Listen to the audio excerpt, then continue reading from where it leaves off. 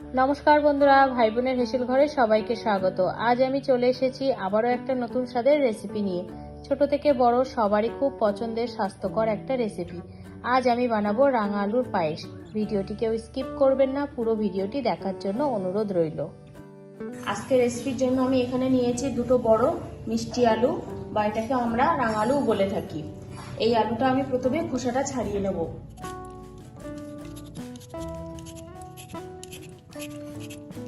আলু দুটো ভালোভাবে খোসা ছাড়িয়ে ধুয়ে নিয়েছি।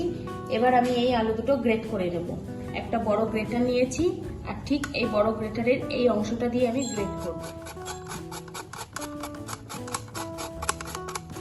ঠিক দেখুন, বেশ একটু বড় বড় সরু সরু লম্বা লম্বা অংশ হচ্ছে। এরকম ভাবে আমি পুরোটা গ্রেট করে নেব। অনেকে আছে যে এই আলুটা কিন্তু খেতে পছন্দ করে না, তাদের জন্য বলছি একবার হলেও এইভাবে আমি যে রেসিপিটা আজকে বানাবো এইভাবে একবার ট্রাই করে দেখতে পারেন। খেতে কিন্তু অসাধারণ লাগে। আলু দুটো আমার গ্রেট করা হয়ে গেছে। এবার আমি এটা ভালোভাবে ধুয়ে নেব। তার জন্য একটা স্টেনার ইউজ করছি। আপনারা চাইলে এখানে স্টেনার বা এরকম টাইপের কিছু একটা ছাঁকনি বা ঝুড়িতেও ধুয়ে নিতে পারেন, কারণ এখানে যেহেতু গ্রেট করার পরে খুব সরু সরু হয়ে গেছে তো, আর এই আলু থেকে এক ধরনের আঠা বেরোয়, যে আঠাটার জন্য এর কালারটা কিন্তু চেঞ্জ হয়ে যাচ্ছে। সেটা আমি ভালোভাবে ধুয়ে নেব। গ্রেট করা আলুটা ভালোভাবে ধুয়ে নিয়েছি। এবার আমি রান্নাটা শুরু করব। গ্যাসে কড়াই বসিয়ে দিয়েছি। এবার আমি কড়াইতে দিয়ে দেবো 1 চামচ ঘি। ঘিটা গরম হয়ে গেছে। এবার আমি এর মধ্যে দিয়ে দেব কিছুটা কাজু ও কিশমিশ, হালকা ভেজে নেব। আপনারা চাইলে রেসিপিটা বাটার বা সাদা তেল দিয়েও করতে পারেন। আমি এখানে ঘি ব্যবহার করেছি। কাজু ও কিশমিশটা হালকা ভেজে নিয়েছি। এবার আমি এগুলো কড়াই থেকে তুলে নেব। এই কড়াইতে আমি আবারও দিয়ে দিলাম 1/2 চামচ মতো ঘি। এবার এই ঘিতে দিয়ে দেব আমি গ্রেট করা মিষ্টি আলু।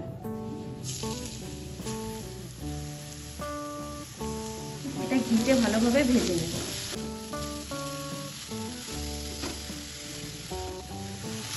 দু থেকে 3 মিনিট আলুটা আমি ঘিতে নাড়াচাড়া করে নিয়েছি। দেখুন কালারটা কিন্তু চেঞ্জ হয়ে গেছে। এবার আমি এর মধ্যে দিয়ে দেব লিকুইড দুধ। এখানে আমার 750 গ্রাম দুধ আছে। দুধটাকে আমি আগে থেকে জাল করে রেখেছি, সেই দুধটা আমি দিয়ে দিলাম। দুধের বাটি ধোয়া জলটাও দিয়ে দিলাম। দুধের সাথে আলুটা ভালোভাবে মিশিয়ে নেব। এবার দিয়ে দেব 50 গ্রাম আমল দুধ। দুধটা ভালোভাবে মিশিয়ে নেব। আমল দুধটা দুধের সাথে ভালোভাবে মিশিয়ে নিয়েছি। এবার আমি এর মধ্যে দিয়ে দেবো ভেজে রাখা কাজু ও কিশমিশ, 4টে ফাটানো এলাচ সুন্দর ফ্লেভারের জন্য। এবার সবকিছুকে মিশিয়ে নেব। দুধটা ফুটতে শুরু করেছে। এইভাবে আমি 4 থেকে 5 মিনিট ফুটিয়ে নেব। আলুটা সিদ্ধ করে নেব। 4 থেকে 5 মিনিটের জন্য ঢাকা দিয়ে দিলাম, যাতে আলুটা তাড়াতাড়ি সিদ্ধ হয়ে যায়। 4 মিনিট হয়ে গেছে। আমি এবার ঢাকাটা খুলে নিলাম। হালকা হাতে একবার নেড়ে দেবো, দেখবো সিদ্ধ হয়েছে কিনা।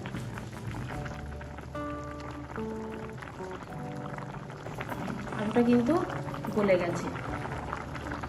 এবার আমি এর মধ্যে অ্যাড করব চিনি। এখানে আমি 200 গ্রাম চিনি নিয়েছি। এখানে কিন্তু চালের আন্দাজ অনুযায়ী যেভাবে আমরা পায়েস করি সেইভাবে করলে হবে না।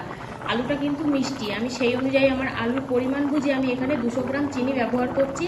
মিষ্টিটা অবশ্যই নিজেদের স্বাদ বুঝেই দেবেন। আর দিয়ে দেবো 1 চিমটি লবণ। যারা পায়েসে লবণ পছন্দ না করেন একেবারেই তারা এটা স্কিপ করতে পারেন।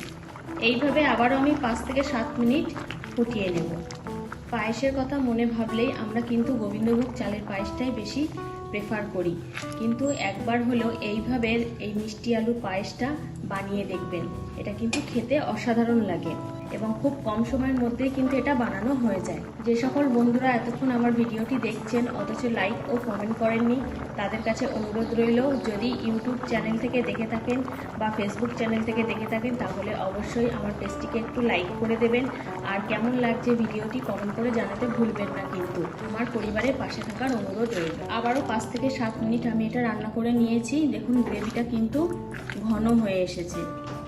এবার আমি এর মধ্যে দিয়ে দেব আবার একটু ঘি। এখানে আমি আবার 1/2 চামচ ঘি দিলাম। পায়েসে নামানোর আগে একটু ঘি দিলে এর ফ্লেভার এবং স্বাদ দুটোই কিন্তু বেড়ে যায়। পায়েসটা কিন্তু আমার পুরোপুরি রেডি হয়ে গেছে। এবার আমি এটা নামিয়ে নেব। গ্যাসটাকে অফ করে দিলাম। ডেকোরেশনের জন্য উপর থেকে আমি একটু কাজু গ্রেট করে দেব।